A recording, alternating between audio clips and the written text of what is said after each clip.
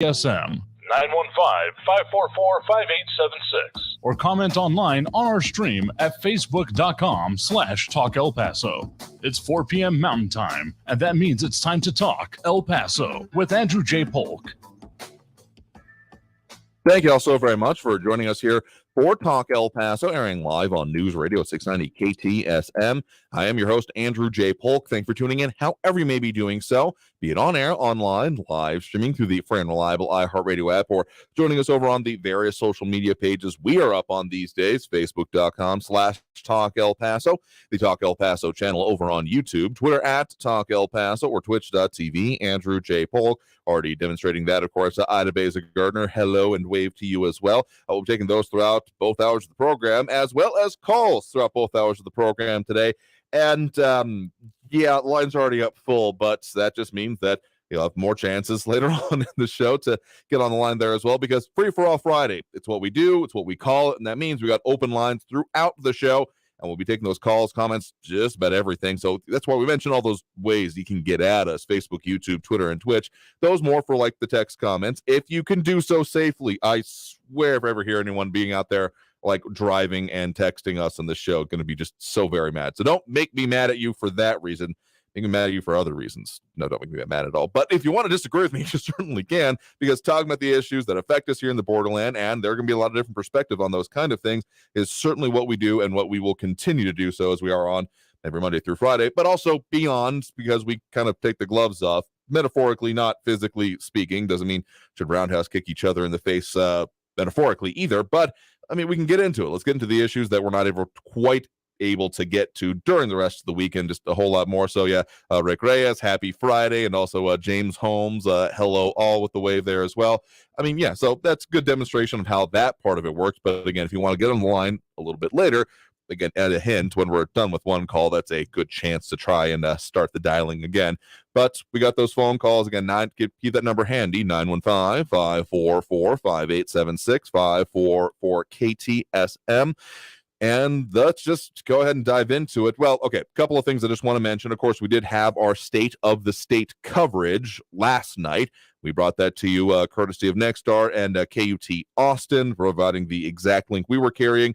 We included some of the both Democrat response and analysis from groups of primarily Texas legislative representatives in both the House and Texas Senate. So a lot to get to there, but let's just say that some of the major stuff coming out of this, the actual emergency items identified by the governor, this is the kind of, I guess, biggest rubber hits the road moment coming out of. I mean, there's a lot of significant parts of it, and this is not to say that any one part is more important than the other, but just bright line items. So I want to make sure, in case you missed that or weren't able to catch it there, that of what the emergency items. Now, what that means in the context for the Texas legislature is that this is essentially what the governor is saying is, y'all need to work on this, or, I mean, he can't actually necessarily say, if you don't get this done during the session, you can't leave or anything, but he can call special sessions with these as the, you're going to do this now. So, and that certainly has happened in the past. Remembering, again, a couple of years ago,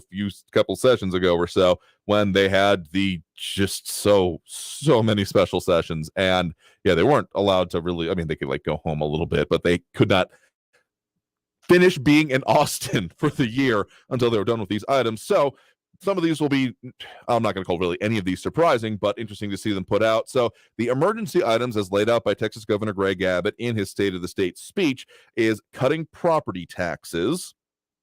So I have to help with them individually here. Ending COVID restrictions forever, and education freedom for all, school safety, and revolving door bail, and securing the border, and fighting the fentanyl crisis as the emergency items that he wants to, and is essentially instructing the legislature to work on during this current session. So, again, none of those, they get particularly surprising, maybe a little bit interesting that they have been elevated to an emergency item, but, well, we'll talk more about that. But let's go ahead and get back to those phone lines, or get into the phone lines here now. Again, if you want to get on the line at any point during the show, if you can anyway, 915-544-5876, 544-KTSM. We do have right now on the line with us Sharon on the west side here with us right now. Sharon, thanks for joining us. Oh, thank you, Andrew. I was just wanting to talk about, have they identified any of the people that were shot or doing the shooting the other day? Because I'm kind of suspicious that they're not gangs, because I don't see Group A and Group B going to the mall and carrying guns. If there wasn't, and also I'm suspicious that the government doesn't want us to know that it is gang related from Mexico, from the cartel or somebody like that, because they want us to think everything's going fine with all the illegals coming over. What's your thoughts? So the last that I have seen is that there's not been any more identifying information. The latest that has been out of today, and actually thank you for reminding me of that, meant to bring that one up, is that the mall has reopened in part. There are still some crime scene aspects going on here. So the investigation is still ongoing, and as much as things often move very fast with a particularly high profile crime like this, I am not going to be surprised if information comes out very slowly, or even until we start seeing, like, basically paperwork being filed, charges, those kind of things. So I'm holding off on that aspect of it for now. But what I will say is that, along with the idea of these individuals bringing firearms to there, it was interesting the way, particularly that the interim chief of police, Pasillas, put it, that there were at least 3 other armed individuals that were in kind of the area but uninvolved in the actual incident. And again, there are at least, I believe it was El Paso Matters was reporting that they had essentially reliable sources that one of them may have opened fired themselves on one other shot started getting fired. So to say that these individuals being armed there was weird, or, reading further into it, I wouldn't necessarily agree with that at this point, considering there were other armed individuals there just because they were there and happened to be armed, kind of thing. So, I get what you're saying about further concerns here. And frankly, until we get more information, or if we get, there's a reasonable amount of time here. If we start going into multiple weeks or months, much less years or things like that, then yeah, I'll be starting wondering, okay, where at the very least, like, where the hell does this stand? But in the meantime, I'm very much wanting to make sure that they do the investigation, do it properly, and get everything buttoned up that they need to before they need to start releasing things. In my mind, that's how an investigation is supposed to go. Find the answers and then worry about the optics, essentially. Well, that's part of the reason I don't think that they're releasing the names, that if it is cartel or gang related, that they don't want retribution in the hospital to these people too. It seems very fishy to me. I'm sorry. No, a healthy amount of skepticism is usually a pretty good thing. What I will say here is that, maybe not necessarily retaliation, but as a trying to give a heads up to other potentially involved parties or organizations, even if that does end up being the case, not giving them a heads up, so to speak, that, oh, by the way, we're on your trail, as opposed to a just already being on the trail. If that ends up being the case, frankly, I'm fine with that too. Okay. Well, thank you, Andrew. Yeah, sure thing. Thanks for the point in the call. Do appreciate it. Bye-bye. All right. And of course, if you want to get on the line yourself, that number to do so, 915-544-5876, 544-KTSM. The Cielo Vista Mall shooting certainly has dragged up a lot of things for people. So let's just remind you real quick about the resources that are available. I'm just going to say 988, and that is a important number to keep in mind, because this, maybe not necessarily, as we're still waiting for more details on exactly what happened there, I'm certainly, just given the location and the response that has happened to it, could bring up shades of previous incidents to people. So for any reason, 988, nationally available phone number, the mental health crisis hotline that is available 24/7, should be just about anywhere in the United States at this point. It has been nationwide deployed.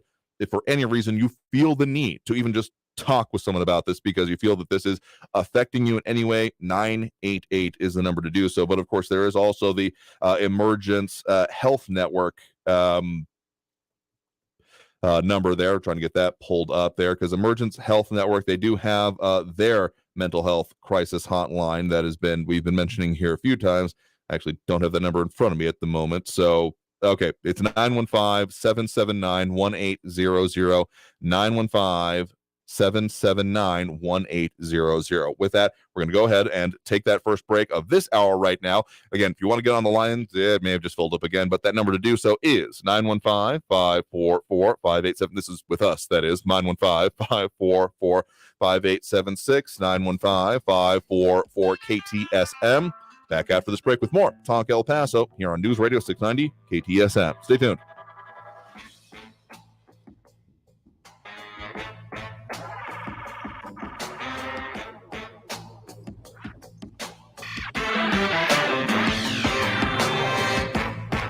Traffic all day.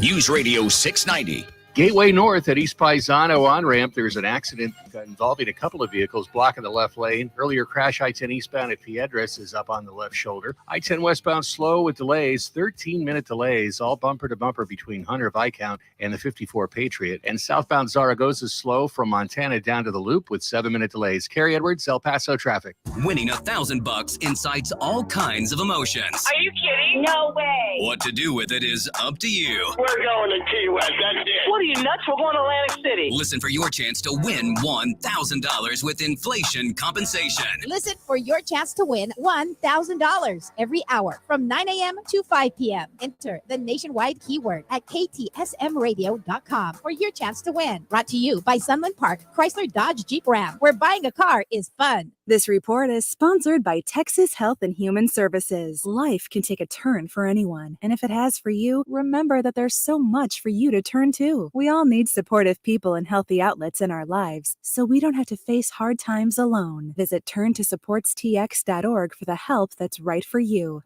How a busy baker beat back foot pain. Meet Sanja. Brownies, cupcakes, cookies. I love to bake. There have been times when I've been on my feet for at least 12 hours. And that's how things went from sweet to sour. I had excruciating pain in both feet to a point where I had to limp out of the kitchen. So she called up a former foot pain sufferer, her big sister. She told me, you need to go to the Good Feet store and get some arch supports. Smart lady. It was an awesome experience. Scott took great care of my feet. He's the arch support specialist who fitted her. He was very patient, very knowledgeable. Scott was the man. Now Sanja can have her cake and bake it too. Oh yeah, my feet are very happy now. You're gonna have to make some cookies for Scott. I've already done that. Of course you did. See how arch supports work for you. Stop in or schedule your free fitting at goodfeet.com. Airway Boulevard at I-10. The El Paso Community Foundation supports the causes you feel passionate about here in the borderland, whether it's education, social services, arts and culture, the environment, health, or economic development. The El Paso Community Foundation has been promoting philanthropy and progress in our hometown region for more than 45 years. Make your mark with us. Start a fund today for good, for El Paso, forever. Learn more at epcf.org. That's epcf.org. Hi, this is Joe Cordell with the law firm Cordell & Cordell. Divorce can be complicated, especially if children are involved. If you're a father and want to protect your role in your children's lives, remember Cordell & Cordell. We've helped men with matters like these for 30 years, and we'd love to help you. Contact Cordell & Cordell to schedule an appointment with one of our firm's Dallas-Fort Worth area attorneys, a partner men can count on. Offices in Dallas, Fort Worth, and St. Louis. Online at CordellCordell.com. That's CordellCordell.com. El Paso's News Radio 690 KTSM. Live from the KTSM AM 690 studios, it's Talk El Paso with Andrew J. Polk. To be a part of the show, follow on Facebook at facebook.com/Talk El Paso. Now here's your host, Andrew J. Polk.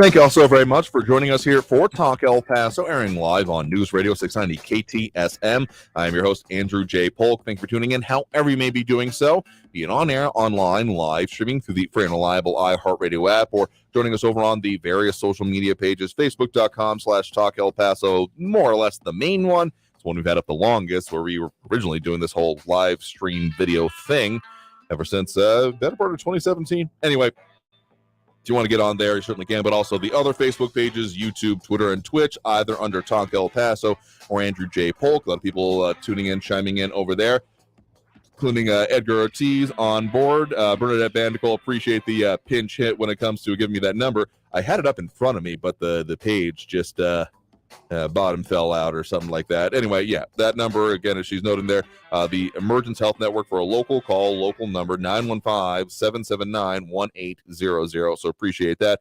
Others tuning in, chiming in, dropping those likes and reacts, including Monica Cervantes, Robbie Flores, Flaco Jimenez, James Holmes, Ida Beza Gardner, and Bernadette Van de Cole. Rick Reyes chiming in, among others, saying East Palestine, or is it okay? That's not how it's like locally produced here. I've been hearing it said otherwise. Palestine or something like that. I am not good on regional pronunciation of places I've never been, but I mean the situation there not good. Saying in Ohio, they're feeling it's going to be a ghost town. So sad. I mean the amount of videos and people posting, and frankly concern about this. I know that there's been some talk about holding specifically the rail carrier responsible, but I'll kind of believe it when I see it. And yeah, not a good thing involving any of those chemicals or situations that we've mentioned briefly on here. But I just want to say one thing on a brighter note. Happy birthday to Mr. Tipton 33, Mike Tipton, who you, of course, hear as the voice of our intro segments and such there. So best of all to him. Hope it's not a toxic one for you. Anyway, let's go ahead and get to those phone lines here now. Remember that number, 915-544-5876. 544 KTSM. We do have Ben on the east side here with us right now. Ben, thanks for joining us. Hello, Andrew.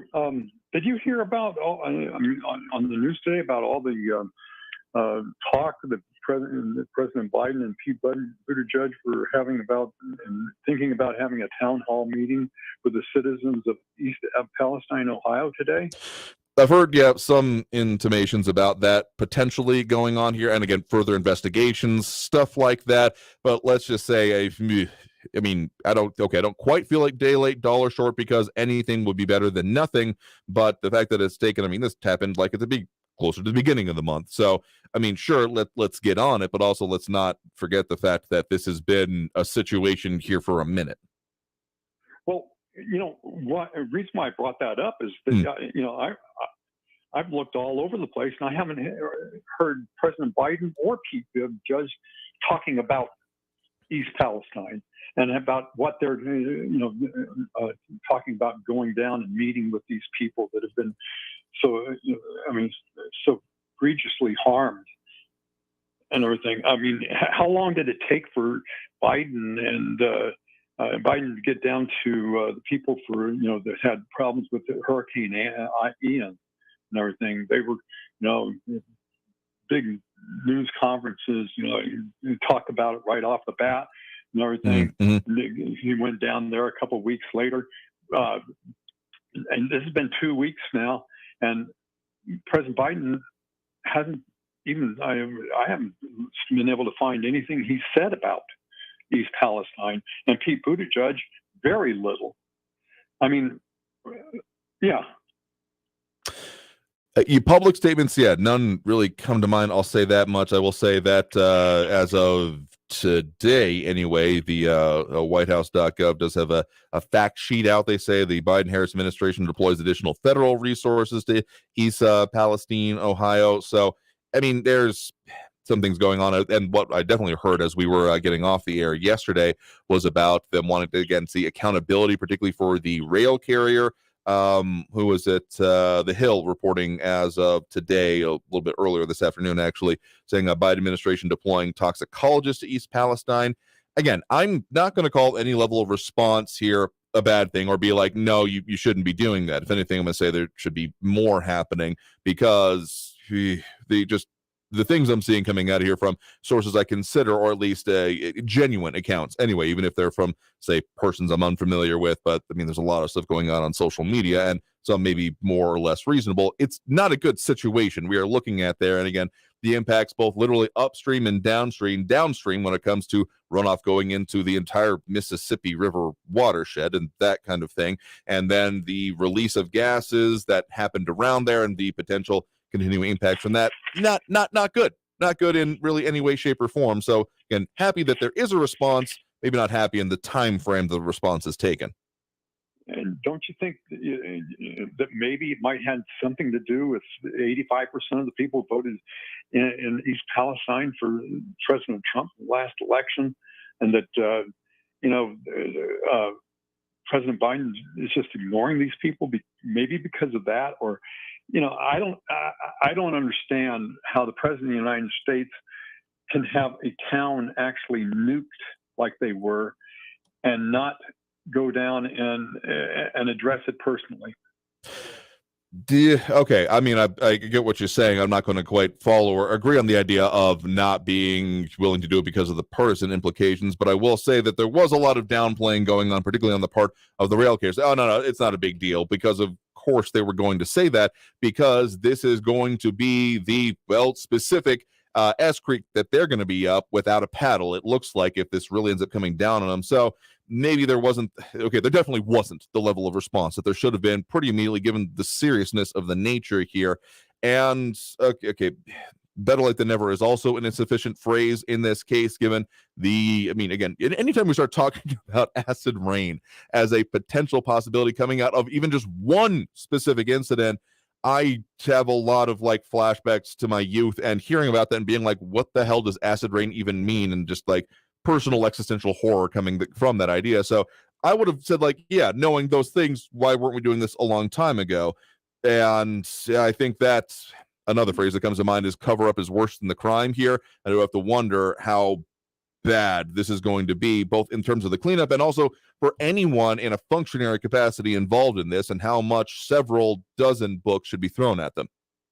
And to be fair, it is a matter that J.D. Vance, who's a Republican, just got elected. He took about 2 weeks to go out there and say anything about it. And then Sherrod Brown, who's a Democrat, of course, he just barely started talking about it. Senators from Ohio. If this would have happened in El Paso, Texas, do you think citizens of El Paso would be really up in arms about not hearing from our representative or our senators or anything? I should hope so, and I think that would be, just logistically speaking, small-ish, remote-ish area versus large international transit hub, that kind of thing here. But also, what comes to mind is I remember hearing about this incident as it was initially going on. There were a couple of mentions about how there was a train derailment and they're going to be doing a controlled burn, those kind of considerations when it comes to this. And I was like, okay, it sounds like they got it under control. And now it ended up being a much huger thing than it was initially looking at. So yeah, I'm not surprised that the company itself was saying oh, no, it's not that big of a deal. No, you don't really need to worry about it. No, please don't do huge more things. And now they're starting to backpedal because they're looking at they're staring down the pipe of multiple federal investigations, potential consequences coming along with it. And if you're saying that this is we just got some real asinine comments coming in online, including the idea that anything saying that this is not being handled properly is conspiracy theory. We're talking about a company that doesn't want to have huge potential, environmental costs. The best way I've heard this described, or at least I've thought about it anyway, is that think about something on the scale of an Exxon Valdez or a Deepwater Horizon, but it's over land and in the air, and so not underwater, and therefore hard to see unless it comes up on beaches. That's the kind of scope we're talking about here, at least in size of area impacted by this, because it's not even just the immediate area. It's certainly bad in the immediate area, but it's really bad anywhere that was even affected by the plume that has come out of this, of all of the things here. So I don't think any level of response, there's no going too big in response to this, at least at this point. All the things that I've been reading about, responses by J.D. Vance, by Sherrod Brown, by all these people who are talking about how to prevent these things from happening again, Mm-hmm. But not one word being said about the plight of these individuals that are living through this and what they're doing to help them. They had their town hall meeting last night, and not one official from the railroad or none of the senators or congressmen were at that hearing, because I guess they were afraid to be in that city and breathing in all that garbage. You kind of have a little bit of a smacking of you say the water's fine, take a big drink for yourself kind of thing. So okay, I'm very happy the idea of how to make this not happen again. But if you're not then doing but how do we deal with what's going on right now? And that's not a part of it. yeah, that's not going to work out for me conceptually either. This is one of the most disgusting things that have ever happened to the people, any citizens in the United States of America. We should be all disgusted. We should all be calling our senators, our congressmen, talking to them, saying, help these people now. I certainly hope that will be a part of the response here. And anyone who wants to, of course, reach out to the elected officials, we often incredibly encourage that because that's what a participatory democracy is. But at least one other type of incident comes to mind. Not exactly this scope, but I mean, there was the whole set of like Silent Hill video games coming out in like, the 90s and into, they've had remakes and things like that. But it was based on at least the setting of a real town where essentially there were these like underground coal mines that happened to catch fire, and it wasn't cost effective enough to put it out. And so they were just kind of welling up, like literally like looking like a hellscape because fire would just be coming out of the ground and cracks forming and just horrible things. And the town had to be abandoned overall. So I certainly hope that what you're describing there about a response, about helping people will happen, but I remain a little bit dubious on if there isn't enough focus on it, which is why one of the reasons I'm perfectly happy to talk about it, even outside of the kind of Friday times, because if there's not a focus on it and it's allowed to be kind of forgotten about or pushed under the rug, that's the kind of thing Sean Gardner pointing out, I think mentioning Centralia, Pennsylvania, that's the kind of thing that I could see happening if this isn't focused on. Well, again, I encourage everybody to call their senator, call President Biden, get Pete Buttigieg, get these people over there to help these people. These people are just walking zombies. They're probably going to end up dying within the next, 10, 15 years, maybe even sooner. And it's all because there's nobody they don't even care about what's happening with these people. All they care about is how it looks because they didn't respond the way they should have. I mean, yeah, so the response and the investigation into it, I mean, these need to both be pursued fully. I'll definitely agree with you on that point. Thank you very much. Thanks for your time. You have a good weekend. Stay safe, stay well. God bless. And let's go, Brandon. All right. Well, thank you for the point in the call. You have a good one there as well. Thank you. All right. And with that, we're getting into some issues here today. Let's go ahead and take that next break right now. We do have more calls and more comments that we'll get to. Been popping some of them up there. We'll address a couple more coming out of this next break. But again, if you want to get on that line, got to be quick with it. But that number to do so is 915-544-5876, 915-544-KTSM. Back after this break with more Talk El Paso here on News Radio 690 KTSM. Stay tuned.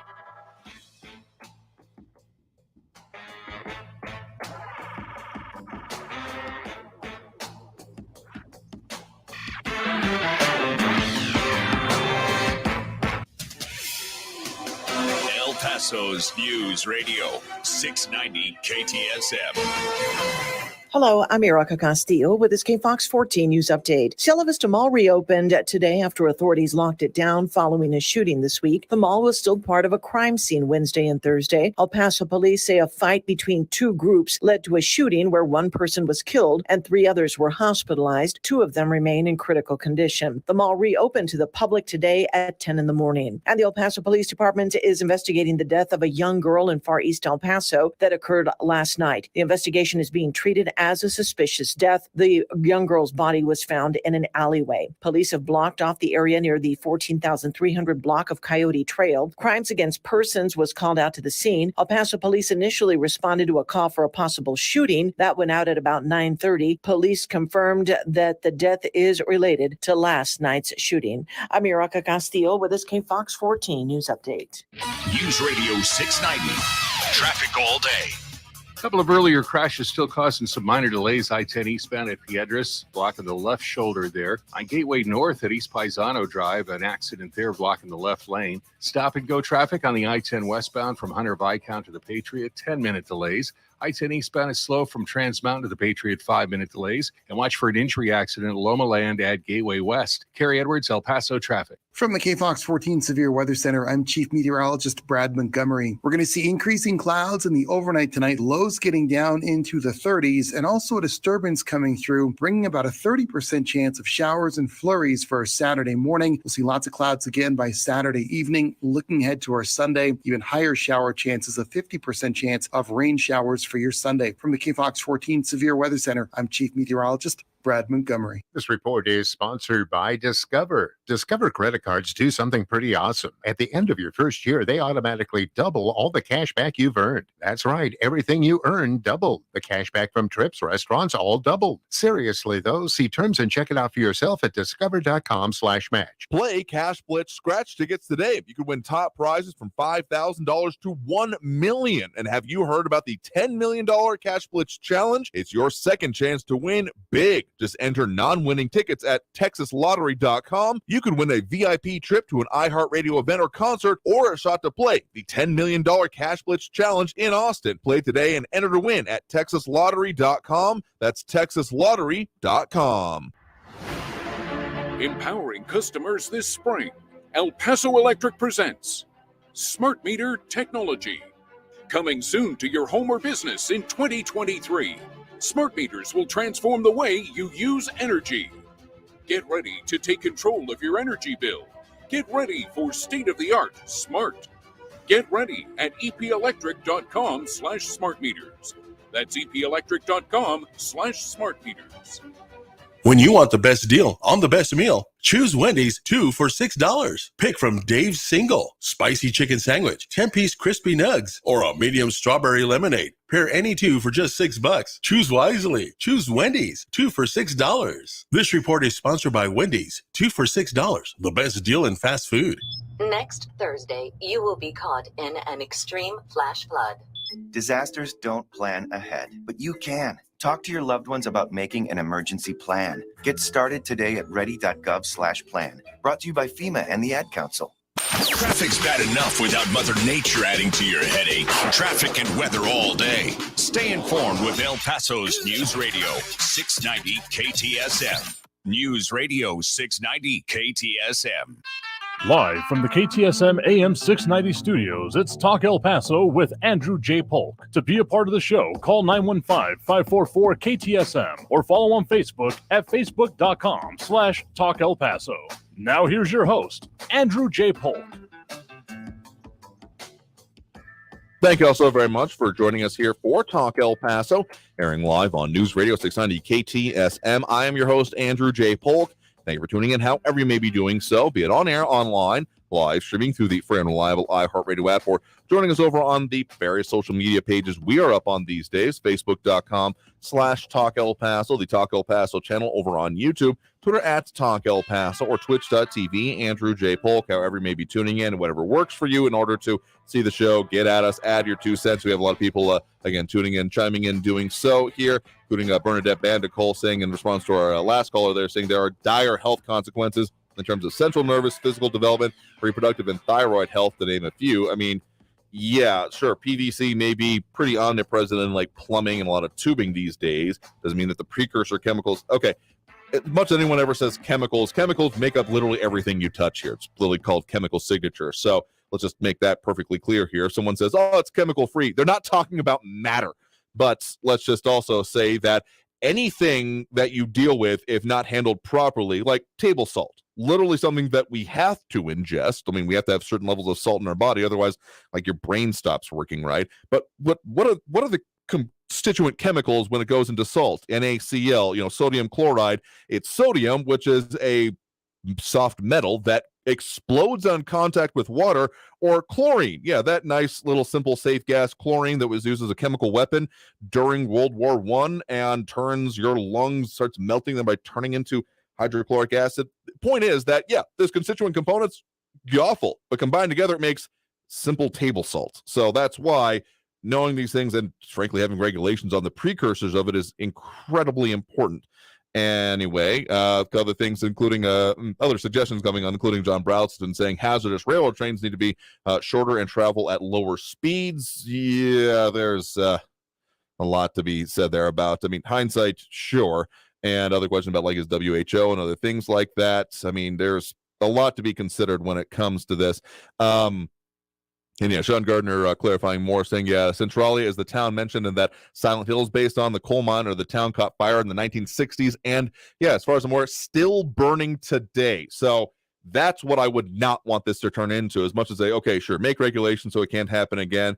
And I hate to say, there has to be a certain amount of pain involved with it for companies. That is, I don't want there to be any more pain than is necessary, because it's already passed, of course, when it comes to the people in the area. And as much as, I mean, that's the whole real problematic part of the phrase, hindsight is 2020, is that something has to have happened for it to then change. So silver lining, which feels just really way too trite in this case already to be said.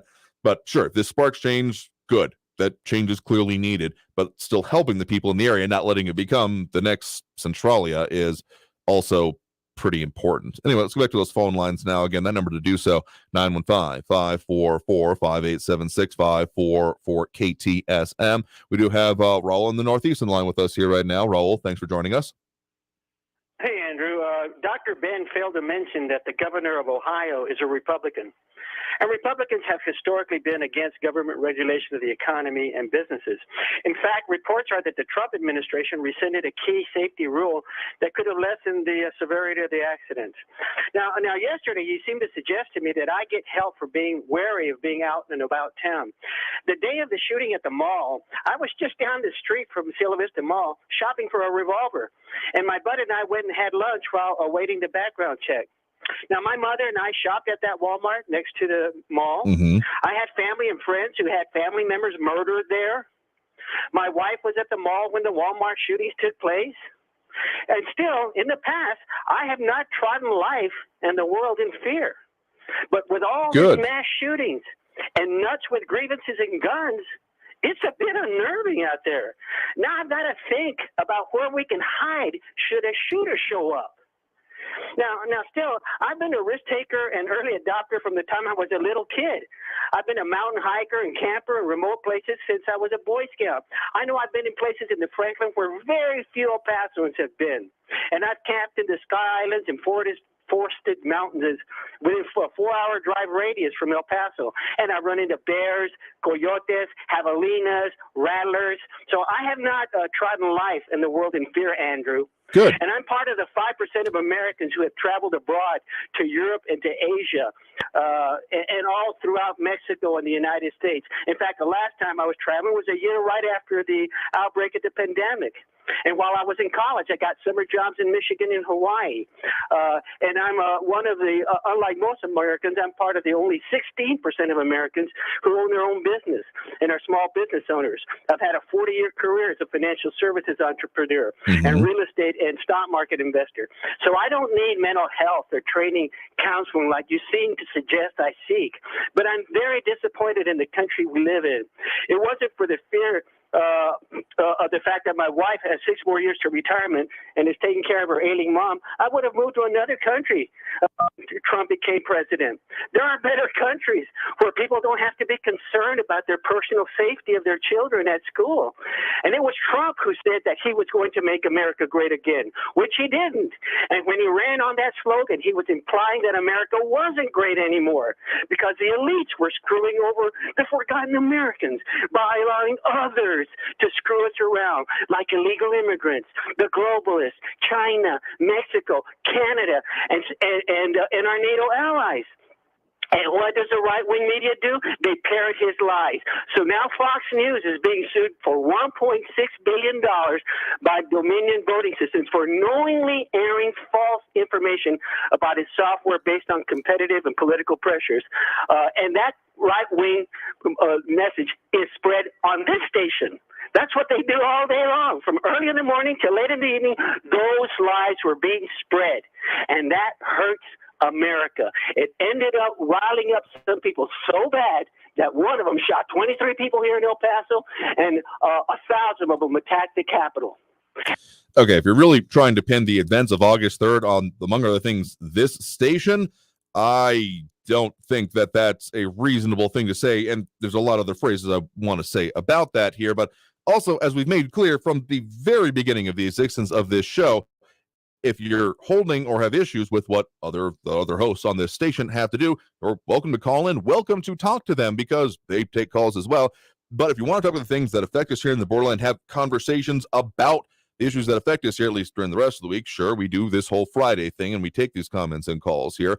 But if you're trying to hold us to account for what other shows are doing here, make that make sense. If you're trying to use us as the whipping boy for the rest of your concerns here, simple answer, no. And let me make this perfectly clear. If you are finding yourself able to go about and live a normal life, even if you have these concerns, that's a good thing, because the way you were describing it or suggesting it anyway, that you are unable to live a normal life because of crippling fears or concerns, that is literally a mental health issue, and which is why, if anyone is experiencing that, I would strongly encourage you to contact, again, the many resources that are available, including, of course, that National Mental Health Hotline, 988, available 24/7, or again, the more local, if you have to make a local call, okay, make long distance, whatever, 915-779-1800.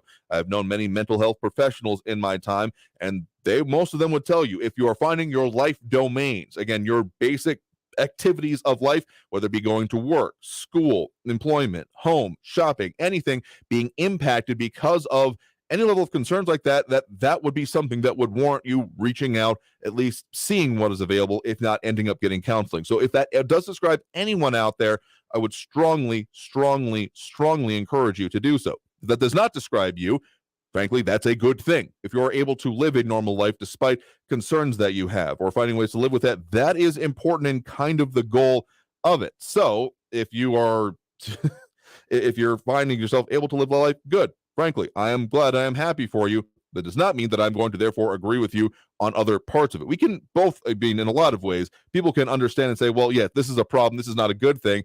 That doesn't mean that you're saying, well, this is a problem, and if therefore if you don't agree with me on the solution to it, you're also part of the problem. That is going to be that's just not how this works. We can all both agree that something needs to change and need to be done, but come up with differences in the implementation of it, and assuming malfeasance that comes along with it is frankly just counterproductive. If you're not actually worried about the solution to the situation, then if that's it, you're worried about, okay, does it fit my narrative, my concerns, my worldview? And if it doesn't, therefore, if you're coming down with the idea you're bad, evil, or I'm just going to berate you about it, that's also not how this works. And frankly, makes me wonder how much you're concerned about the original thing overall, if the ultimate point is about making sure that your solution is the one enforced as opposed to accepting other potential ones, other potential viewpoints. If you're not actually willing to discuss them and just say, nope, you disagree with me, therefore bad, wrong, evil, that's not how this show works, and really not how life works either. So I do appreciate the point in the call for what it's worth, as always, but to help you have a good one there and are able to continue living your life as you see fit, which is the goal I should hope everyone is able to achieve. Anyway, let's go ahead and take that next break right now. If you're wanting to call in, that number, of course, to do so is 915-544-5876, 915-544-KTSM. Back after this break with more Talk El Paso here on News Radio 690 KTSM. Stay tuned.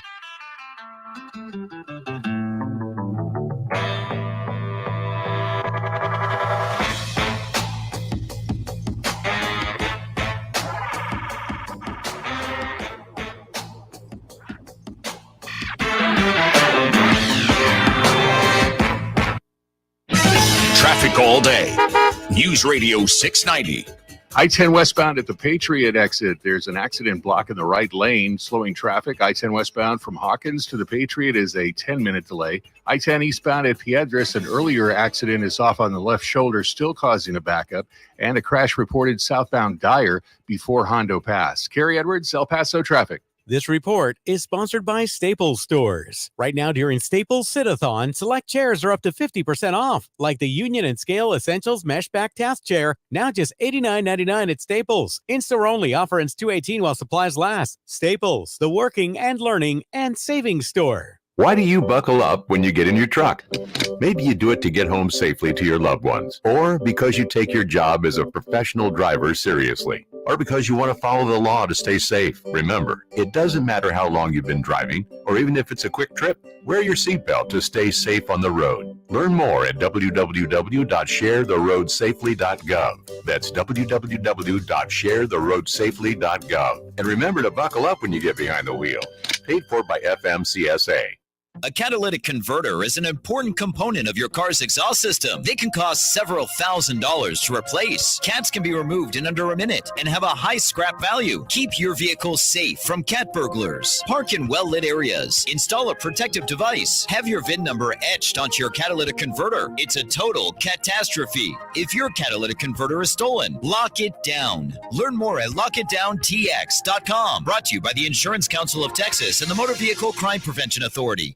I'm Martin Hoke, the inventor of Navage Nasal Care, and I love Navage. I've told you about how your nose is the body's air filter, that Navage's powered suction will help flush out allergens, viruses, mucus, and germs, and that Navage will help you breathe better. But what do other people say about Navage? Like Tara, quote, "My doctor wanted me to do saline rinses for my allergies, but I've never been able to successfully use a neti pot. Navage uses suction power, so it's foolproof. There are nights when I'll have particularly bothersome allergies.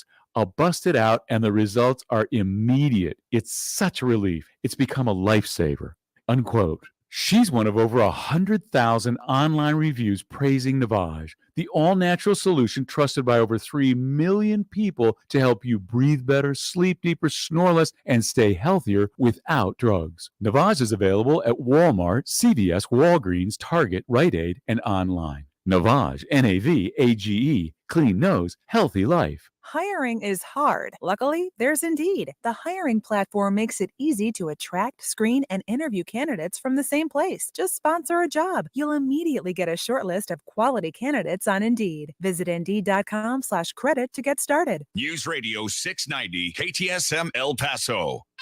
Live from the KTSM AM 690 studios, it's Talk El Paso with Andrew J. Polk. To be a part of the show, call 915-544-KTSM or follow on Facebook at facebook.com/Talk El Paso.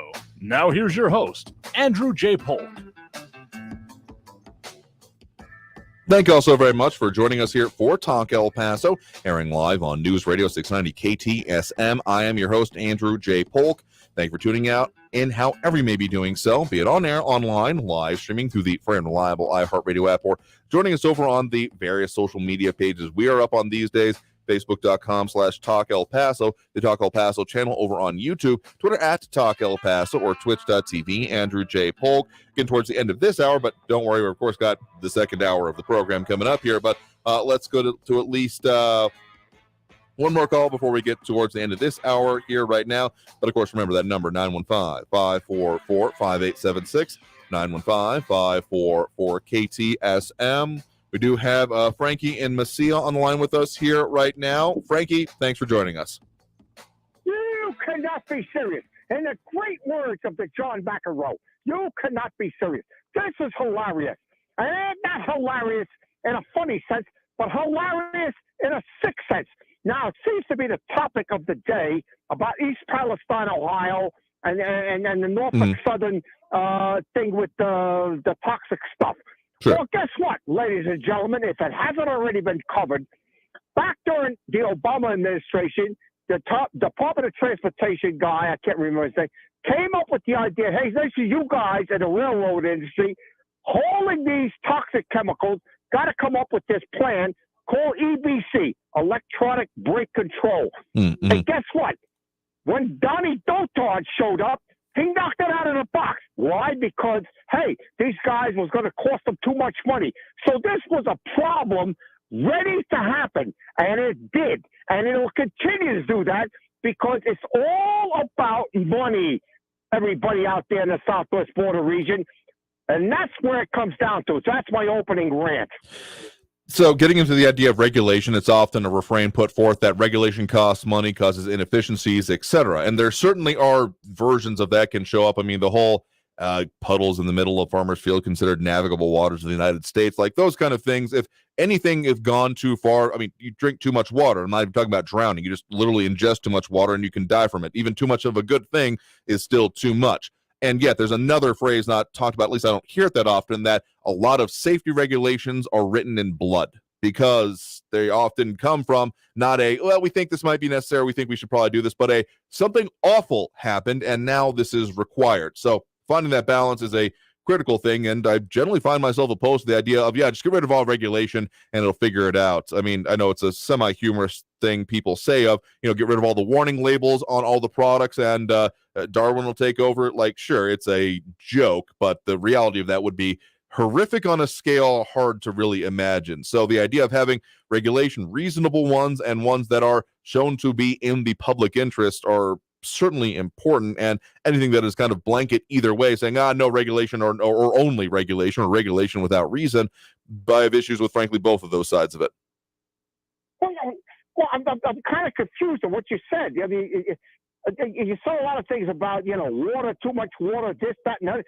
Let's just look at the reality of this, Andrew. I mean, it was a simple, well, I shouldn't say simple. Yes, it was going to cost money, because the railroads were going to have to spend lots and lots of money to fix the braking system to avoid these kind of circumstances with these dangerous cargoes they have. But they didn't want to do it. And when Trump got in, he knocked it out of the box, because these people are contributing thousands and millions of dollars to be able to do this kind of stupid nonsense. And it's going to happen again. Now, let me just say this one last thing. Sure. Today is a significant anniversary. This is the second anniversary of the death of the Rush Limbaugh. I broke out a bottle of my fancy 27-year-old Irish whiskey to celebrate his death. What do you think of them apples, huh? If you feel the need to, I guess I can't stop you. But on the regulation part of it here, I'm saying that there are certainly regulations that end up being necessary. I know that there, in other circumstances, the idea has been floated about now that we shouldn't have the whole hand washing notifications in bathrooms of certain businesses, and people should just figure it out. That would be like an example of a regulation being removed I would definitely not be in favor of, because sure, people would tend to gravitate toward places that still do hand washing. The fact of the matter is that that's not something that most people would be knowing that they need to ask about before they get into it. So the idea of removing just all of it is just unreasonable, and yet things can certainly go too far as well. In this case, I mean, I've heard a lot of different things about that situation, specifically in the East Palestine area, including ways about the infrastructure, the actual tracks and bridges and places it was on itself. Let me just say this. Okay, we'll tell you what, we got to end up taking that break right now, but I have something else to say about this after the break. So thank you for the point and the call. Do appreciate it. All right, we'll see you, Andrew. Take care. All right, you too. Have a good weekend there. We'll talk more about that, and at least something else, a conversation I had, but we got to take that break right now. So again, you're tuned into Talk El Paso, airing live on News Radio 690 KTSM. I am your host, Andrew J. Polk. That number to call, if you want to get on the line, is 915-544-5876, 544-KTSM. Back after this break with more. Don't go anywhere.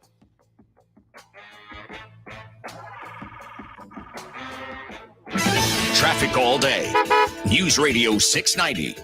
A crash in the Spaghetti Bowl I-10 westbound at the 54 Patriot Alamogordo exit is blocking the right lane. Stop and go traffic, 15-minute delays between Hawkins and the Patriot on the I-10 westbound. An earlier crash on the I-10 eastbound at Piedras is off to the left shoulder. I-10 eastbound is slow Trans Mountain to the Patriot, 5-minute delays. And there's a crash on Treywood east of George Dieter. Carrie Edwards, El Paso traffic. Nearly 3 out of 4 cardiac arrests that don't happen in hospitals happen at home. For American Heart Month, join the American Heart Association in an urgent challenge for one person in every home to learn CPR. Be the beat for someone you love when it matters most. Go to cpr.heart.org to access CPR resources, to find local CPR training centers, or to access American Heart Association's free video to learn hands-only CPR. Be the one to learn CPR. You can be the difference for someone you love. Weather and traffic info. You need it? We have it. Traffic and weather all day. Stay informed. News Radio 690 KTSM. If you see something, why do you say something? I see safe for my friends. For my community. For everyone here. We all have something worth protecting, a why that unifies us. Report suspicious activity to News local on authorities. the hour If you and see the half. something, Traffic say and something. weather all day. News Radio 690 is KTSM AM El Paso, an iHeart radio station. NBC News Radio, I'm Brian Shook. The National Transportation Safety Board is warning about the spread of misinformation related to the toxic train derailment in East Palestine, Ohio. In a series of posts on Twitter, NTSB Chair Jennifer Homenday said anyone speculating about what happened, didn't happen, or should have happened is misleading a suffering community. She urged people to please stop spreading misinformation about the derailment. The unidentified flying object downed by a U.S. fighter jet over Lake Huron may never be recovered. White House National Security Council spokesman John Kirby. We haven't recovered it, so it's very difficult till you can get your hands on something to be able to tell. And because of where it is over Lake Huron, I mean, we all have to accept the possibility that we may not be able to recover it. Canadian crews recently suspended their search efforts. It's also not clear if debris from two other objects shot down over Alaska and Canada will be found due to rough terrain and weather. 20 firefighters are hurt, 3 critically, after a fire erupted between 2 duplex homes on Staten Island this afternoon. FDNY Commissioner Laura Kavanaugh said the 3 were pulled out quickly and rushed to the hospital. Fire officials said strong winds contributed to the heavy fire and efforts to extinguish the blaze. Wall Street is closing mixed to end the week. Natalie Migliori has more. Inflation worries and concerns about future Federal Reserve rate hikes continue to weigh on investor sentiment. Markets will be closed Monday for President's Day. At the closing bell, the Dow Jones Industrial Average rose 130 points. The S&P 500 dropped 11 points. The Nasdaq lost 68 points. I'm Natalie Migliori. Pennsylvania Senator John Fetterman will be hospitalized for a few weeks as he gets treated for clinical depression. That's what a senior aide to the Democrat told NBC News. You're listening to the latest from NBC News Radio. Florida Senator Rick Scott is hitting back at those who suggest he wants to get rid of Social Security and Medicare. Rick Hoschel reports. In an op-ed for the Washington Examiner, Scott wrote those entitlement programs shouldn't sunset, meaning Congress would need to reauthorize them every 5 years. He says he never supported cutting Social Security or Medicare ever. Scott added any suggestion that he did is a lie from President Biden, while adding Senate Republican leader Mitch McConnell is also well aware of that. Biden has recently taken jabs at Republicans who he claims want to slash entitlements. I'm Rick Hoschel. Police say a woman is dead and her 5-year-old son is injured after falling 90 feet at Niagara Falls. It happened on Monday when authorities received multiple reports about the two falling into the gorge. Police said they're investigating, but they don't believe it was an accident. Students planning spring break and post-graduation trips are not welcome in one North Carolina town. Rebecca Hughes explains. A community association in the North Carolina town of Corolla on the Outer Banks is drafting letters to high school administrators in the DMV with a special request. They want their students to take their celebrations somewhere else. Year-round residents have been up in arms since last year's throng of teens, many from Northern Virginia and D.C., completely trashed the town and caused all sorts of chaos. The community says the mobs of kids have jeopardized Corolla's hard-earned reputation as a family destination, and they don't want them back. Disney is moving the release date of Marvel Studios' upcoming film, The Marvels. It will now hit theaters on November 10th instead of its original date of July 28th. The film is a sequel from 2019's Captain Marvel and stars Brie Larson as Captain Marvel. The move comes after CEO Bob Iger said the company would focus on better curating brands like Marvel and Star Wars. Brian Shook, NBC News Radio. Now your chance to win $1,000. Just enter this nationwide keyword on our website. Grand. That's grand. Enter it now. This report is sponsored by Blindster.com. Do you need new blinds or shades? Blindster.com offers custom-made blind shades and shutters with free shipping and prices less than big box retailers. And right now, save 50% off any order during Blindster's President's Day sale. Hurry, sale ends February 23rd. Blindster.com. Play Cash Blitz scratch tickets today. You could win top prizes from $5,000 to $1 million. And have you heard about the $10 million Cash Blitz challenge? It's your second chance to win big. Just enter non-winning tickets at TexasLottery.com. You could win a VIP trip to an iHeartRadio event or concert, or a shot to play the $10 million Cash Blitz Challenge in Austin. Play today and enter to win at TexasLottery.com. That's TexasLottery.com. The Good Feet Store, improving people's lives 2 feet at a time. Hey El Paso, this is Ivan Ochoa, General Manager from Sunland Park Chrysler Dodge Jeep Ram Fiat. Thank you El Paso and surrounding areas for helping us be number one again in new Chrysler Dodge Jeep Ram sales in January. As a gesture of gratitude, we're offering huge savings in all new and certified pre-owned vehicles. Interest rates as low as 0% for 72 months, and as always, exceptional trade-in offers. Trade and upgrade for less during the President's Day sales event going on now at Sunland Park Chrysler Dodge Jeep Ram Fiat. For a limited time, get 0% interest for 72 months on new 2022 quad cab Ram trucks. Super low 1.9% APR on new 2022 crew cab Ram trucks. Get $2,000 off MSRP and 1.9% APR on 2023 Jeep Grand Cherokee Laredos. Worried about your trade or credit? Don't sweat it. Our lenders will push to approve your credit, even if your credit is less than perfect. At Sunland Park Chrysler Dodge Jeep Ram Fiat, where buying a car is fun. At I-10 at Sunland Park Drive or online at sunlandparkdodge.com. Estamos en tu esquina El Paso. El Paso Strong. Includes factory rebate and dealer discount plus TTNL. 0 APR is $13.89 and 1.9% APR is $14.48 per thousand financed. On select vehicles with approved credit. Offers not combined. Only iHeartRadio gives you access to all. iHeartRadio. Access to all of your favorite radio stations. It's Ryan Seacrest. I go by the name of Charlamagne the God. Hi, I'm Ellen K. Bobby Bones here. Hola, soy Enrique Santos. Access to all of the best free curated playlists. My favorite music, the best songs. A little bit of everything. Access to all of the great podcasts for every interest. The Stuff You Should Know podcast. The Daily Show podcast. The Herd with Colin Cowherd. And best of all, it doesn't cost a thing. Download the absolutely free iHeartRadio app now. El Paso's News Radio 690 KTSM. Live from the KTSM AM 690 studios, it's Talk El Paso with Andrew J. Polk. To be a part of the show, call 915-544-KTSM or follow on Facebook at facebook.com/Talk El Paso. Now here's your host, Andrew J. Polk.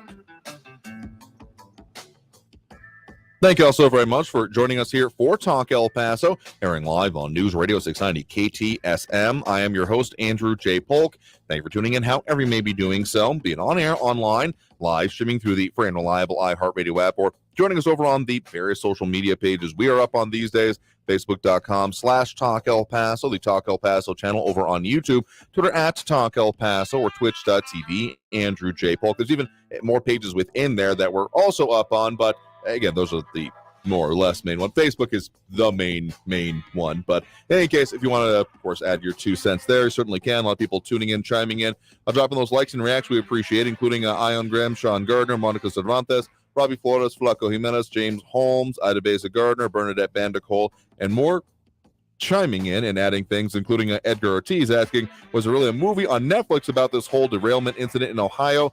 There was one. I remember seeing the trailers for it. Didn't realize it was about a train derailment thing. But yeah, White Noise, based on a previous book. Though I will say the movie came out earlier this year based on an incident happening in like the 80s or 90s, like late 80s, I think, kind of setting there. And I mean, did have some interesting similarities. But the point that I was wanting to make before we end up getting to the break there on the idea of train derailments, and as much as, yeah, the specifics about this incident and what's going on there, and just I just say there needs to be more of a response, period. But there was a conversation actually having the other day with an individual about, train derailments in general, and something that surprised me. I don't remember exactly which year it was, but there was that train derailment that happened right under I-10, and it ended up impacting one of the columns there. So I-10, like near-ish downtown. And one of the things that struck me out of that was, besides, the work they had to do repairing that, was that there weren't just like repurposing of otherwise construction equipment to deal with it. There's literally an industry that exists to deal with train derailments. Like it was a train derailment specific company. Think like ServPro or like one of those like home disaster recovery services, but specifically for train derailments. And that kind of struck me back at that point, thinking, wait, enough of these happen that this can be something that there's just a standby industry waiting to go? And the short answer is yes. There was slightly more recently that whole train derailment kind of on the outskirts of the county. In that case, there was a specifically train derailment device that had been used as a safety purpose that had been left mistakenly, and just not a good thing there either, but slightly different hitting. But point is that this is something that does happen, unfortunately, often enough, that there is literally people on whose full-time job is to be on standby and then to respond to these kind of things. So I'm going to call that a problem on its own. Like, sure, if there's enough just circumstances that there are, bad things and, flukes happening, but at a certain point, if that's happening nationwide constantly enough for an industry to exist, it leads to me questions about the usefulness, sustainability, some phrases I've been hearing about, particularly not even necessarily about this incident, but trains and train service in general, is Civil War era infrastructure. Because, I mean, sure, that has some lines and routes were laid down there, though you would hope they've been upgraded since then. And so maybe that is something that should be one of those hindsight 2020 unscrewing it for the future kind of things coming out of this, even though I still would mostly say that help to the people affected by this in that Ohio area needs to be of the highest priority, at least in the very short term. Ted Core is saying that, I haven't heard that specific figure, but saying there are about 1,000 derailments a year, which, I mean, would support the whole idea of the industry I'm talking about, because, I mean, literally, like, search it up, train derailment services, and like maybe not that exact phrase because you don't want to be derailing, but train derailment recovery, and like it exists. It's a thing. So it happens enough. And that doesn't say something about the state of that infrastructure and those kind of things. I don't know. Anyway, let's go ahead and get back to those phone lines now. And also one other thing here, I didn't really address it that much, but I kind of really agree with Ted Gore's for a previous comment, actually saying, let's celebrate the death of someone because they didn't share my beliefs. Yeah, I'm going to take that as case in point that you can certainly disagree with anyone. And I'm also going to go along with I think this has been misattributed to Mark Twain, but the idea of not celebrating anyone's death, though there may be, I think the way he put it was, certain obituaries I've read with great relish, but still saying that, yeah, this person should have died because I didn't like them, that I don't think is saying what you're wanting it to. Anyway, let's get back to the phone lines now. 915-544-5876, 544-KTSM. We have Andrew on the west side here with us right now. Andrew, thanks for joining us. Yes, thank you, Andrew. The great philosopher and writer Will Rogers once said, "I never met a man I didn't like." Okay, I mean, obviously, he's not met a few people nowadays. Okay, fair enough. I mean, I try to take people, at least personally, my philosophy is at face value. I'll try to understand what they're saying. I can disagree with them, but assuming malfeasance is generally not my standpoint when it comes to just about anyone. Understood. But I'd like to thank Raul for his autobiography. And I must say that during the Nixon administration, the EPA was signed into law. It was created during the Nixon years.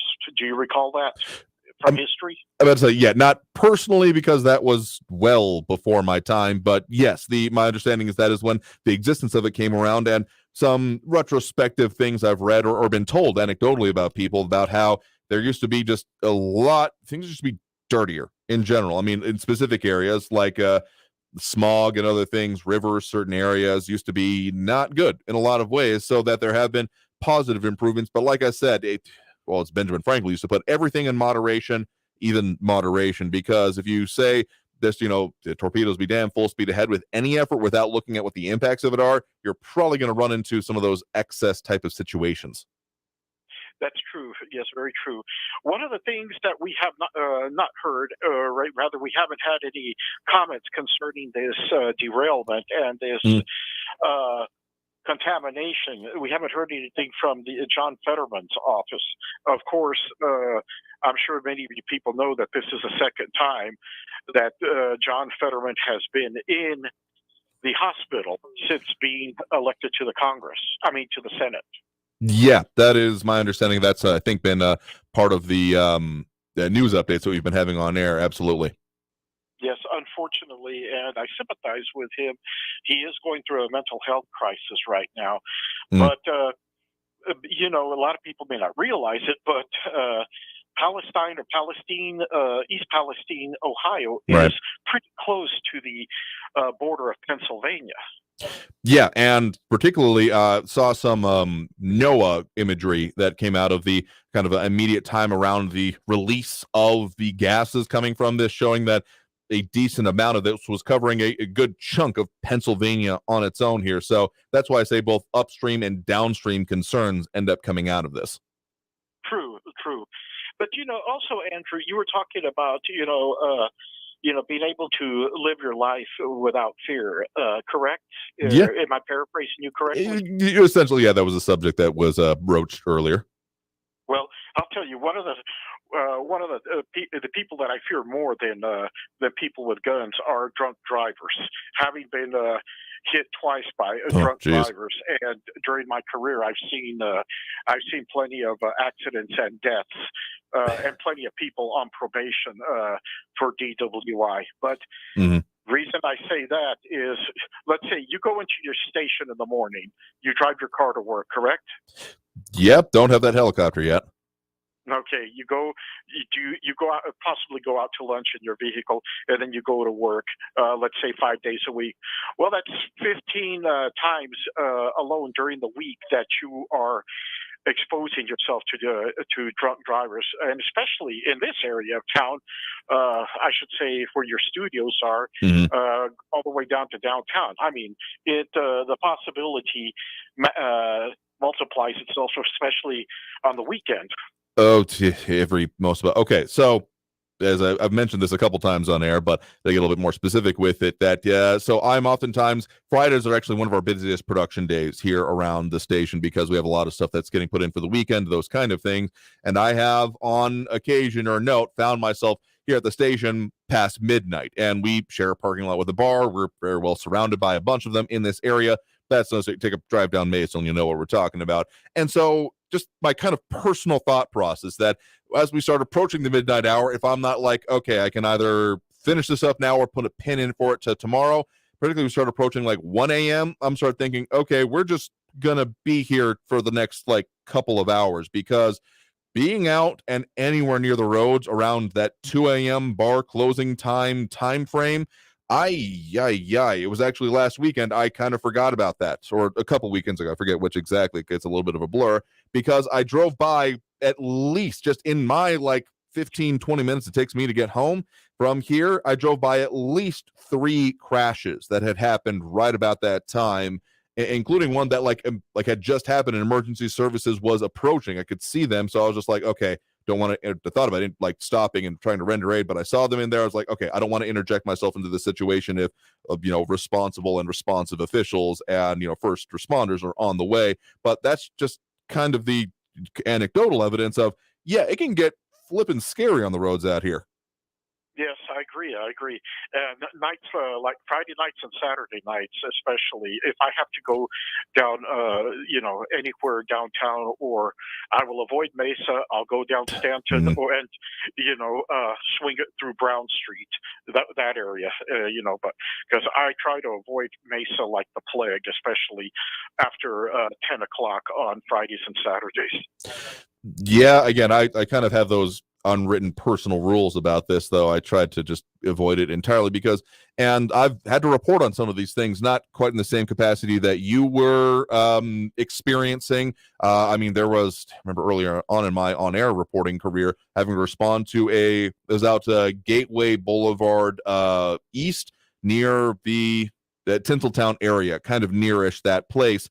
And it was a wrong way driver. And I don't know why. It always seems to be the case that the person who was at fault, the wrong way, intoxicated apparently as hell driver, suffered minor injuries and killed several people in the correctly driving right way car. And that circumstance specifically, there were like members and loved ones of the victim's family that ended up showing up on the scene, and their response still haunts me to this day. But that kind of thing that exists out here, yeah, drunk drivers are not a good thing, particularly as a completely preventable crime. It just stems out of stupidity.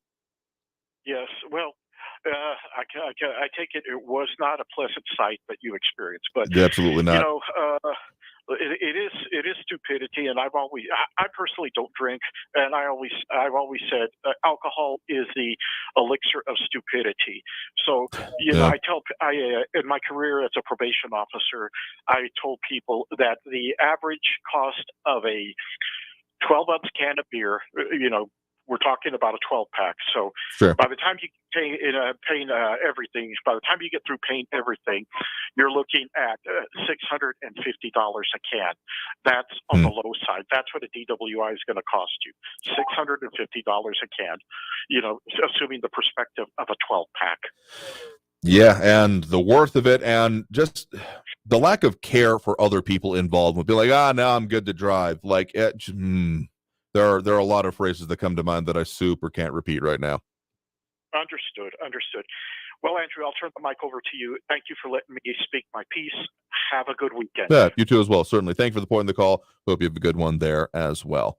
So with that, we'll go ahead and take that next break. We keep getting into some deep stuff today, but hey, that's kind of what we're here for. It is Free for All Friday. We are taking those comments and calls throughout both hours of the program here. So if you want to get on the line, that number to do so is 915-544-5876, 915-544-KTSM. Back after this break with more Talk El Paso here on News Radio 690 KTSM. Stay tuned.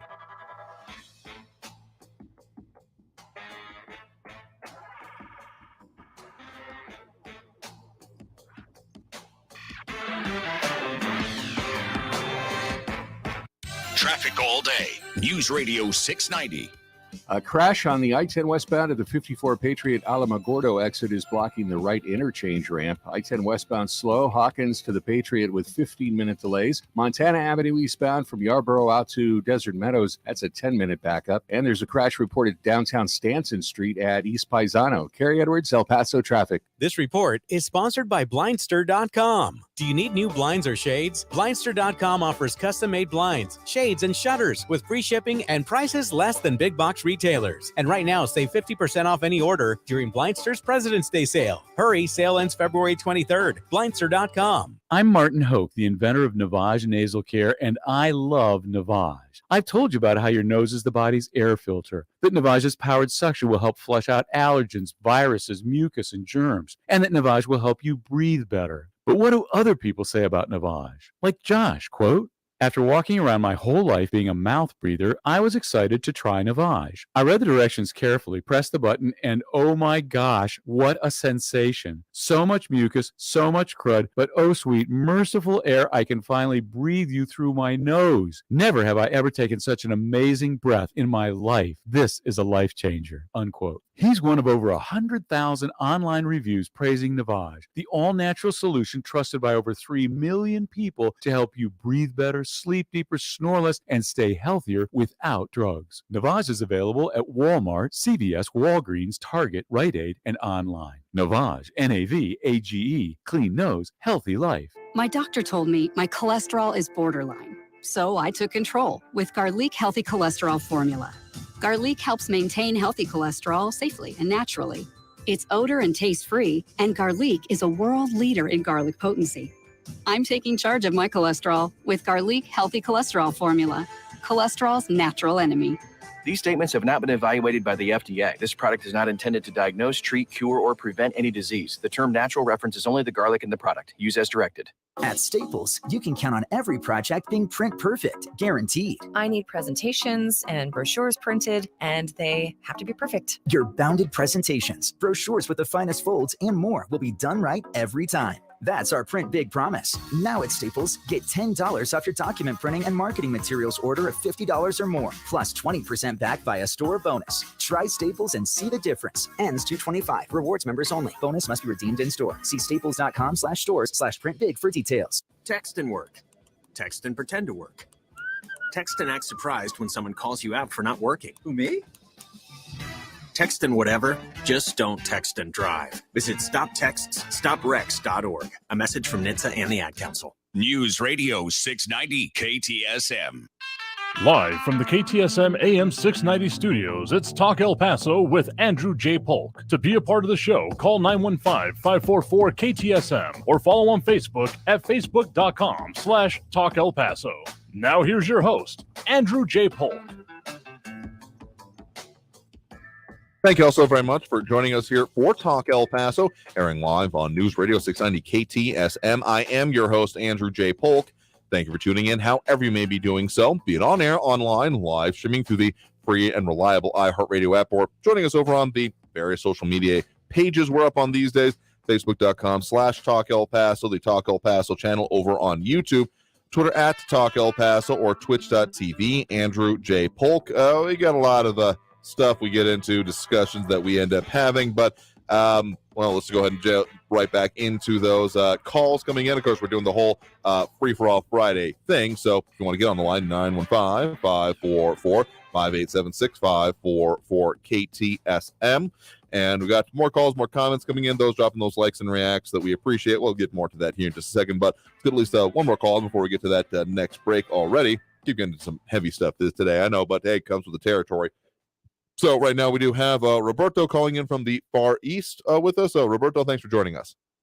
Yes, sir. I'm calling about they were building a freeway over here in Joe Battle in Montana. Oh yeah, the whole Montana expansion, yeah. Construction stuff. There hasn't been any construction since before Christmas. Right. Yeah. And that's my concern, my comment. Thank you very much. No, sure thing. Well, thanks for pointing that out there. So I think what you're referring to there is that they've been, so you go far enough out east, Montana way, and it actually becomes, I think that's 180, or if I'm mistaken about my numbers there, it's been a minute since I've been on it. It turns into a highway, essentially, particularly once you get into like the Waco Mountains and out that way and headed more out towards, what do you end up going past? You can kind of get to Carlsbad from there, but more, and you eventually have the checkpoint out that way, but more you're going by Guadalupe Peak out that way. So those are the kind of features you end up running into. And so, I mean, it's a divided highway. Well, not always divided. It's a highway out that way, but they're trying to make it so that it's more towards into town, into like overpasses, underpasses, elevated roadways, all that kind of thing, which is, okay, yeah, Blanco Menace, thanks for the correction / addition there of 62 180. It's been a minute.